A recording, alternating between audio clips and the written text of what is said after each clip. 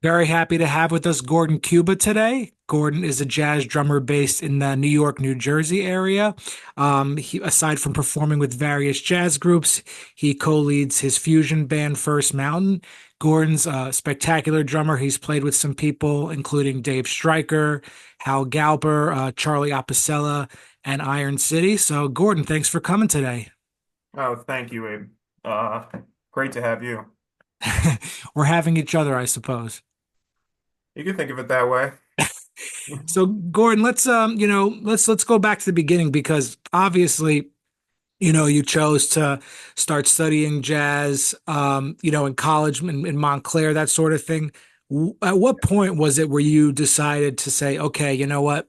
Music is more than a hobby, something I like, something I want to, make into my career. Do you remember when that was? Yeah, I think so. Because music has been kind of like a part of my life, and especially in my family since I was a kid. My grandpa was part of a rock and roll band, Bill Haley and the Comets, and my aunt was my middle school music teacher. And so being close to that, I always had music really strong in my life. But as a kid, I was just aimless. I wanted to be a cook at one point. I wanted to be a firefighter. I wanted to be an engineer. So when I got to the end of high school, unfortunately, my aunt was diagnosed with a brain tumor. Um, and that was a very big impact on me. Because I was very close with her. And like I said, even musically, that was just one of my main connections in my life was with my aunt and music. So as I was going into college, and she unfortunately, shortly passed after, um, I kind of told myself I would want to do music. Um, it felt like the thing to do. Like to carry on her legacy, kind of, or just, you were thinking about it already? A little bit, there was part of that. I was originally going to be going in as a music teacher, um, kind of like her, because she had that kind of impact on me. But later on, I discovered for myself that that kind of life was not for me, being in a public system at least. So I found my place with it. But really, yeah, during those years, it was going into college, I kind of found where I wanted to be, I think. So you made the decision to, pursue it more as a performance, focus. And, obviously that brings us to where we are today, actually becoming a professional musician. So when you're a professional, you have to, you do all sorts of different gigs and everything. I know, from playing jazz, I'm sure you've done, GB stuff.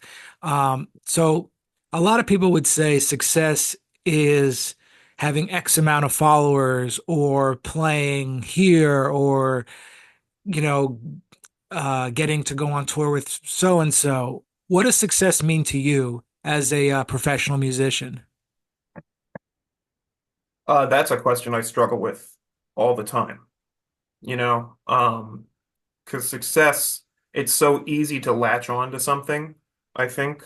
Uh, a goal, a singular like thing, like you said, playing somewhere. I would love to play at Blue Note, you know. I would love to go on an international tour. You know, at some point in my life, I thought, oh, if I did that, I'd make it, right? And that's the other idea, making it.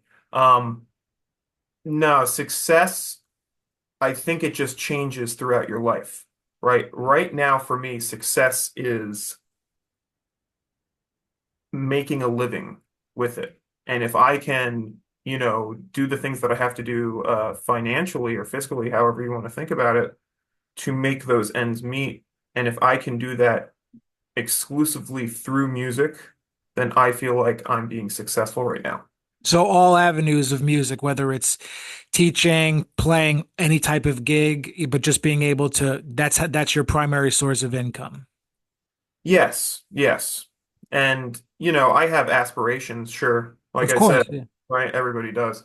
So I guess that's where I started to, and when I say that's where, I guess I'm talking about in the last year recently, because I went through the Hodgkin's lymphoma treatment, which just kind of turned everything around. Um, so And thank God you're doing okay and back behind the drum kit and living, so God bless. yeah, really, really crazy that, you know, I could still do that. And really, yeah, really blessed. That's the best word to say. So I guess mentally after that, I changed gears. You know, I kind of thought, well, where I have to think about now and how to handle myself now. And I was confusing aspirations with success. And I think that a healthier way to think about it is to think of success as your own thing that, you know, is very unique to yourself and your life and where you are right now.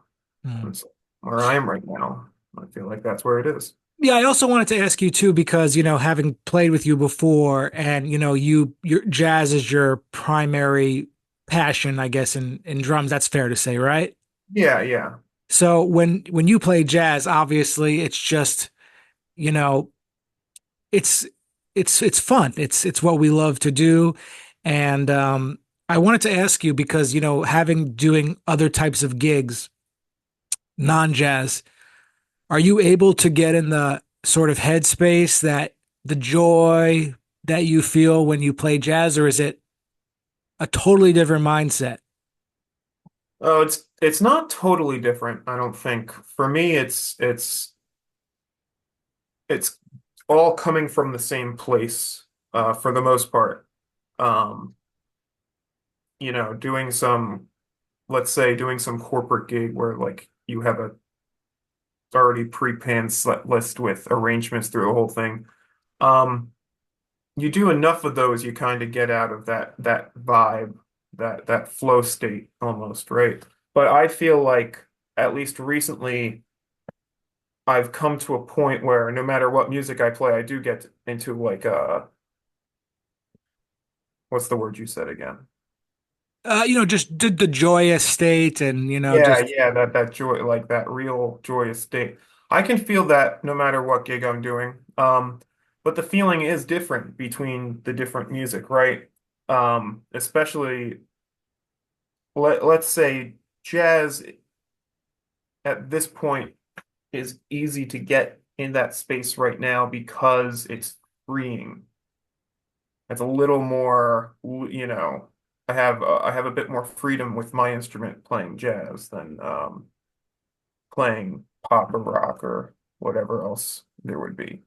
yeah. And let's also talk about just, because performing is a huge part of your life. Playing the drums is your passion, your career. What does it give you that, everyday life doesn't give you, like that expressive part? Like it's almost hard to put into words. I kind of think of it as like it's another, language we speak. Like, well, what is like certain things you're able to only express behind the drum set? Yeah, it's a good question. Um, I don't know, it's like a spice of life thing, but it's like so much more than that, I think. Um, it's it's an itch you can't scratch, right? Unless you do this. It's but how do I say that? There's such an uplifting kind of feeling. It's almost spiritual. Yeah. And yeah, well that's another good place to go. Finding spirituality with at least with me and my kit has been a focus lately. Um, the spirituality comes from, you know, the emotions you feel when you play it. And if you want to be in that space and, you know, almost treat it as a meditation, that's where you can be. Yeah, it's an escape. I also, I was also kind of curious too because, um, you know, we're at the point in our lives as professionals where you kind of can reflect a little bit, and we meet many people who are mentors, who are older than us, and everyone seems to have their own opinion about telling us what to do. What's the most valuable piece of advice someone's given you that was the most useful, even if you chose to do the exact opposite of it? Like, someone told me it's better to be, like exceptional at one style than to be at all the others. What do you think the most valuable piece of advice you've gotten was?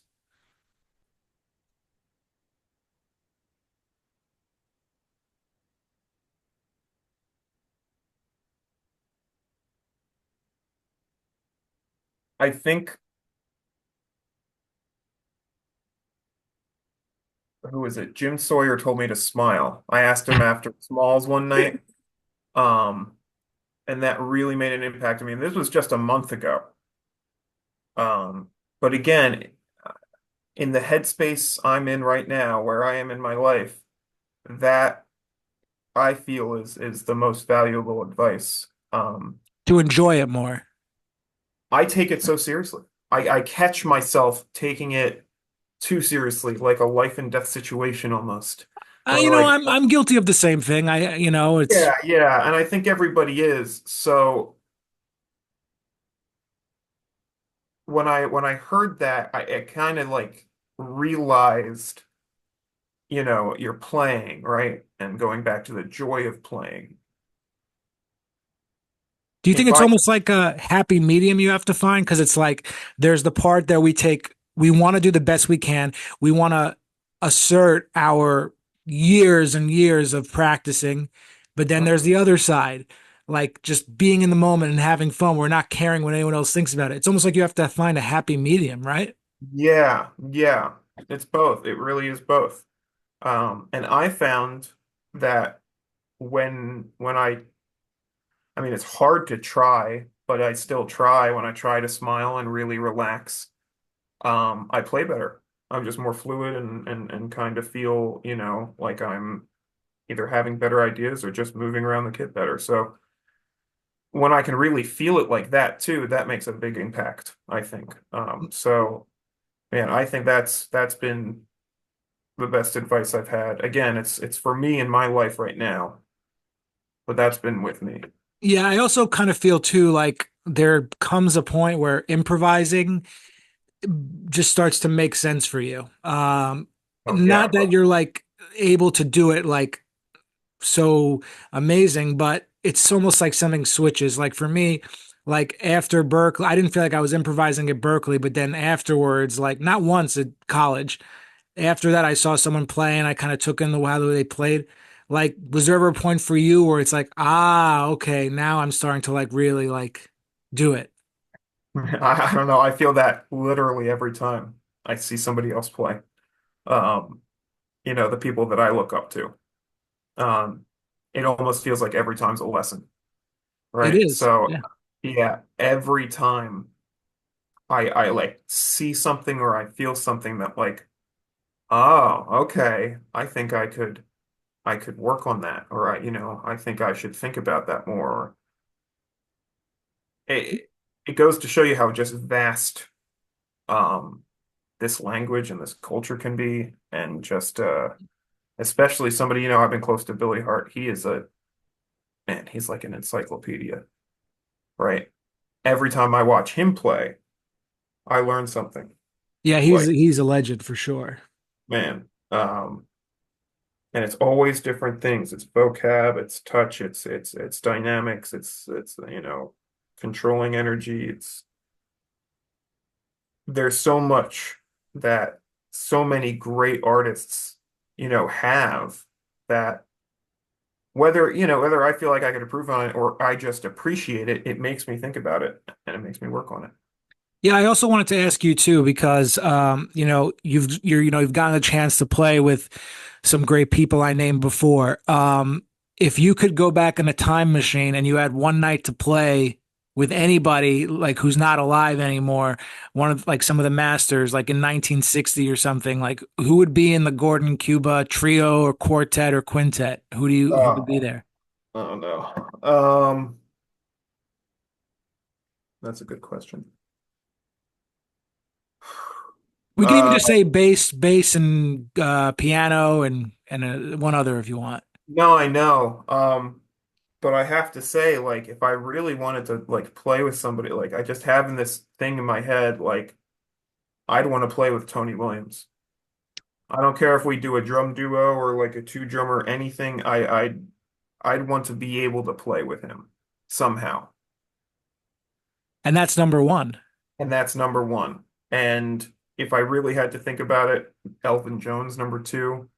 But if I had to pick, if I was being a little less drummer-esque, it would be Coltrane, man. Coltrane is. You're the first person to say like the drummers, and that's so cool. I like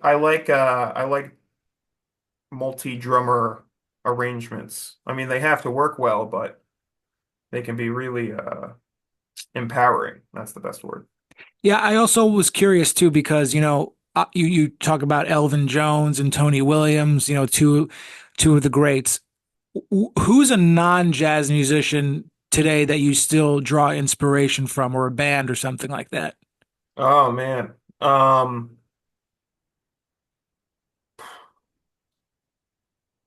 Matt Halpern is this metal drummer, this like gent drummer from the band Periphery. And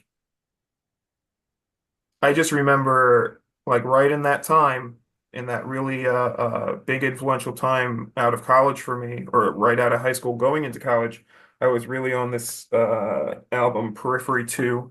Um, and it was just such a force to be reckoned with drumming. It was like I've never heard somebody groove so hard and be so tasteful and so but still keep the energy you need with metal and that kind of music.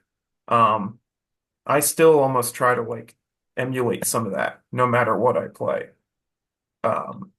And that's something it's hard to describe sometimes. No, I understand. We if we just take influences from jazz, I think it would be kind of boring, you know? Yeah. Like him and Danny Carey, same thing. He came from more of like a fusion thing where I came from too.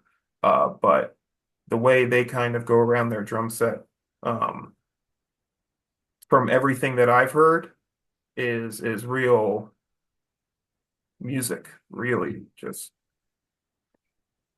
I don't know. That's No, what I'm that's drawn. great. And now you're out there, you're playing in all sorts of situations and stuff. And one thing that we don't talk about, or you hear other musicians talk about, is the lack of respect we can sometimes receive from certain management or other musicians we work with. And there's points where you just literally just want to walk out and just be like, I'm out of here. But, we don't for whatever reason. Uh, has there ever been anything like that for you? Like that just been like, you know, Oh you yeah. were you were this close to walking out of the gig. Uh, well, recently, I only started playing since May, and now it's November. I've had 12 canceled gigs. I've never had anywhere near that many gigs canceled in my life, even within just 1 year, and this is like almost 6 months. Yeah. Um, I had to cancel our gig, but I did pay you, so we're good. no, yeah, no, that's uh, a lot of other stuff going on too. But I remember um, when I first got into college, I think, and there was another fellow drummer uh, who really was just God, he was such a great drummer, Rob McNamara. Um, and he was, you know, he felt confident behind the kit. He was grooving. He had a great sound. And I came into this like really not knowing very much any of jazz into school. Um, and for like the first week or two, I felt like I was really struggling to kind of get hold of at least like where I felt like I wanted to be. And I was comparing myself to other people too, so that was always happening. But I was, going in my head, it's like am I doing this? Am I doing music school? Like, am I good enough? Right? Sure, my parents, say, yeah, like I've played some gigs in South Jersey, but it's like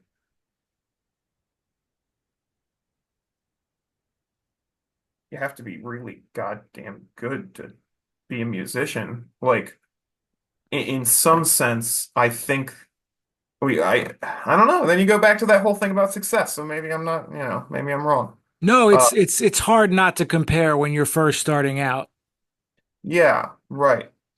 I mean, So when I went to Berkeley, they put you in a room like the first week with like 50 guitar players, like waiting to go audition on the floor of the building, and like everyone like it's really like you're like, what the hell is this? Like yeah, this is going to be the 4 years of my life now. You know, it's brutal.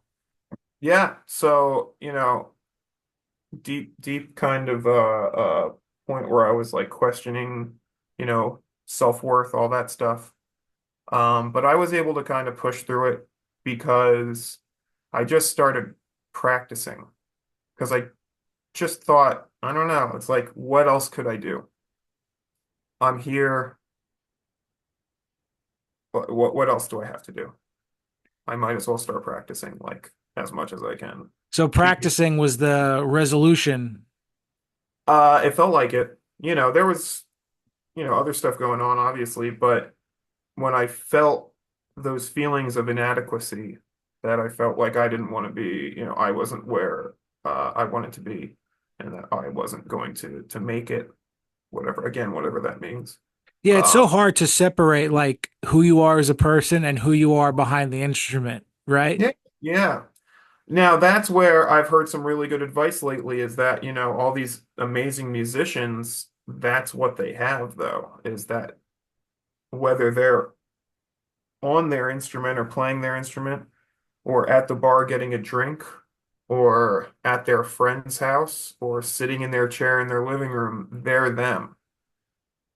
And, it's a little bit of a persona thing. And that goes into a whole other thing too. So, I think everybody just has their own interpretation. That seems what it is. Yeah, there definitely is no one way to do things when it comes to this music or even career paths. So, and you talked about school and the, comparing yourself, that sort of thing. Um, Jazz education is just kind of an enigma. So, what do you think's missing now that you're out and about in the real world as a professional? What's missing from jazz education that you think could be there? Jazz education. Hmm. Well, I always think it should be required to go hear live music. It's just not Yeah. where. Yeah. I remember my teachers always said that and I think most of them required it. They required you to do that. Um and it was just so fun. I mean, it didn't have to be in New York City. We were in Jersey. We could find some shows in Jersey. That's what I had to do most of the time. So I didn't want to pay either to drive in, and I was just too inexperienced and nervous to start taking public transit in when I was first going in. You kind of think like New Jersey's it's a good escape from the city in a way. No, it's not. I don't think it's an escape. It's just the other place right now. Right. And it's still nothing. I don't think it's really anything compared to the city. Um, but this is where so many people live that don't live in New York or Definitely. can't, Oh yeah, absolutely. right? Um, I also wanted to ask you too, you want to get the phone ringing and you want people to say, I'm calling Gordon for this gig, right? What do you hope that the musicians that hire you are able to see that you're trying to provide them as a drummer?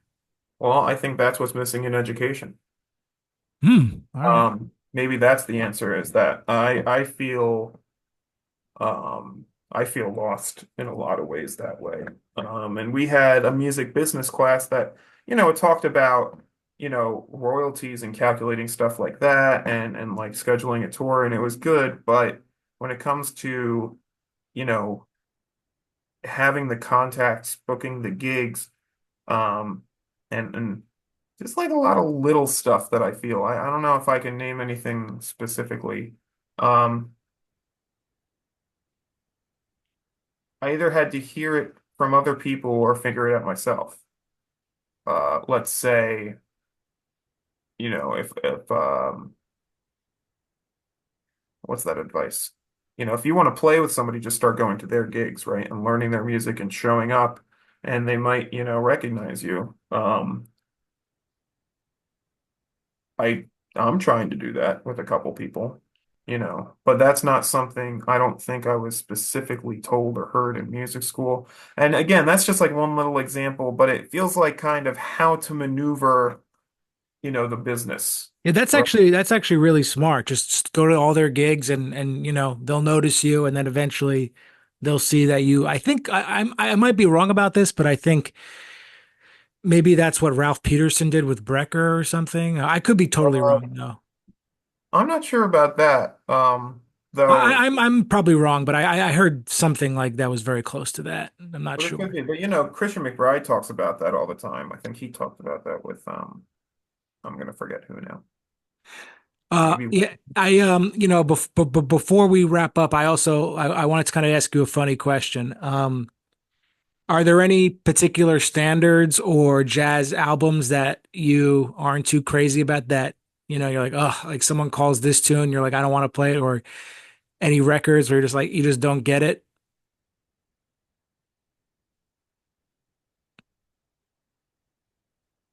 Not off the top of my head, so maybe that's a good thing. Okay, good. Maybe I'll just won't think about it more. No, I like it. No, if we'll hopefully get the chance to do this again. And Gordon, thanks so much for doing this. Oh, thank you for having me, man. Well, great to see you.